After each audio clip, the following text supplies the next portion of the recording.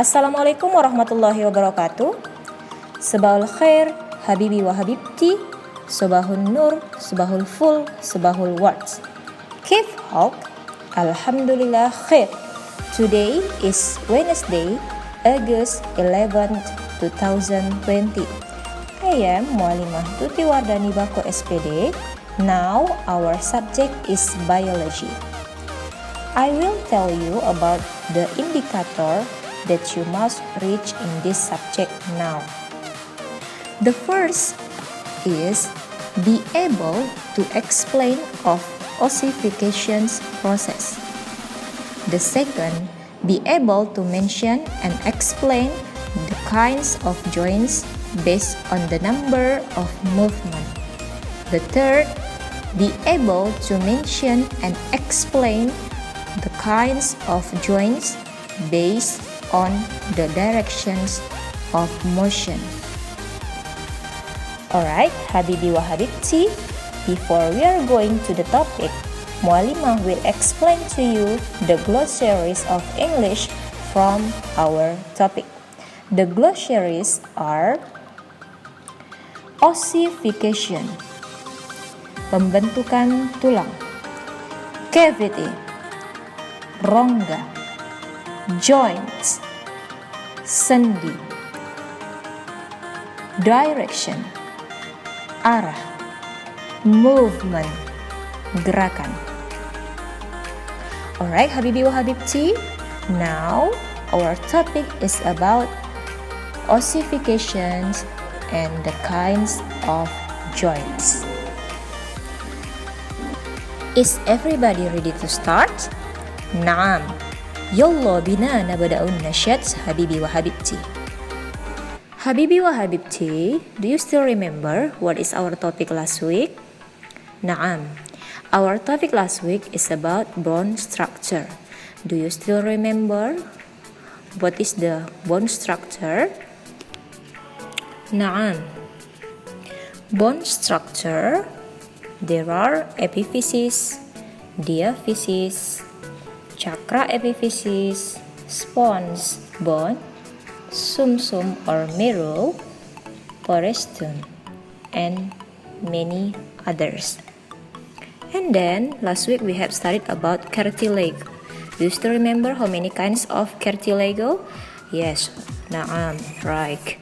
There are 3 kinds: hyaline, elastis, and fibrous. Alright, Habibi wa Habibti, now we will talk about ossification. When the fetus or candidate's baby is in the womb, almost all of the bones in the body are cartilage. As the fetus developing, the cartilage will develop into hard bone. The process of changing cartilage into hard bone is called ossification. Right? Okay. Now, please look at the picture. Okay. The ossification process starts from the cartilage. Cartilage is similar to adult bone, and then cartilage has cavities that are filled with osteoblasts or bone-forming cells. The ossification process starts from the center of the cartilage and then extends in all directions according to the growth of the cartilage. Between the bone tissue that has formed, there are blood vessels. These blood vessels carry minerals such as calcium so that the bones that are formed become hard. And then now we are going to the joints. Yes, joints are the connections between the bones so that the bones can be moved. A joint is the place where 2 or more bones are connected between the bones, or we can call articulation. The synovial membrane or joint membrane is the membrane that covers the ends of the bones that form the joints. This membrane produces synovial oil, which is useful as a joint lubricant. And then the support components of joints are: the first, the joint capsule is the fibrous layer that lines the joint. Inside there is a cavity. And then the second, ligament is a ribbon-shaped tissue composed of clay fibers that bind bones to one another at the joint. Number 3, hyaline cartilage. Yes, last week we have studied about hyaline cartilage. Yes, hyaline cartilage is cartilage tissue that covers both ends of the bone, useful for maintaining collisions. And then number 4, synovial fluid is the lubricating fluid in the joint capsule. Alright, Habibi wa Habibti, now we are going to articulation or relationship between bones. Based on the number of movements, there are 3 types of joints. There are synarthrosis, amphiarthrosis, and diarthrosis. Okay, synarthrosis is an immovable joint, for example, the skull. Look at the picture. And then the second, amphiarthrosis. Amphiarthrosis is a joint that allows minimal movement. For example, the joints between the calf bones and the shins, and the joints between the vertebrae. Then the third, diarthrosis.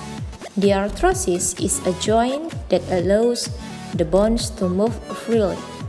For example, the high joints on the knees and elbows, and the ballot joints in the groin and upper arms. Alright, Habibi wa Habibti, we are going to the types of joints based on the directions of motion. Number 1 is hinge joints. Hinge joints are joints that allow movement in one direction. For example, the joints in the elbow and knee bones. Okay, hinge joints is sendi ankle, yes, Habibi wa Habibti. Okay. The second, saddle joints atau sendi pelana. Saddle joints are joints that allow movement in both directions. There are from front or back side. For example, the joint in the connection between the thumb bone and the palm bone. Alright, Habibi wa Habibti. Number 3, swivel joints atau sendi putar. Okay. Swivel joints is a rotating joint. It's a bony joint that surrounds another, causing rotational motion. At the swivel joints, one of the bones becomes a shaft, and the end of the other bone is in the form of a ring that can rotate on the shaft. For example, skull with atlas bone and radius with ulna. Get the picture?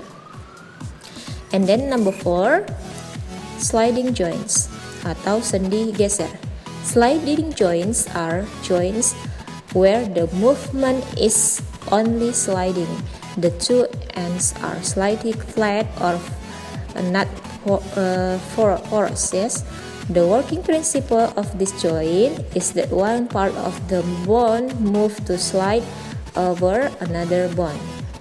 For example, joints in the connection between the vertebrae, the bones of the wrist and ankle. Itu sendi geser, yes, Habibi wa Habibti.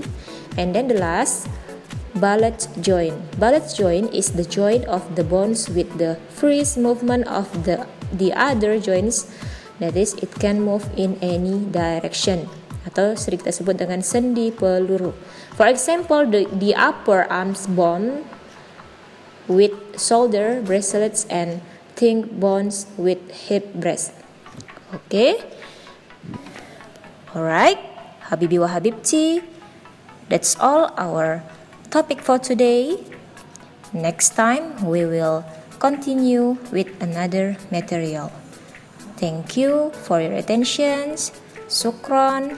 Wassalamualaikum warahmatullahi wabarakatuh.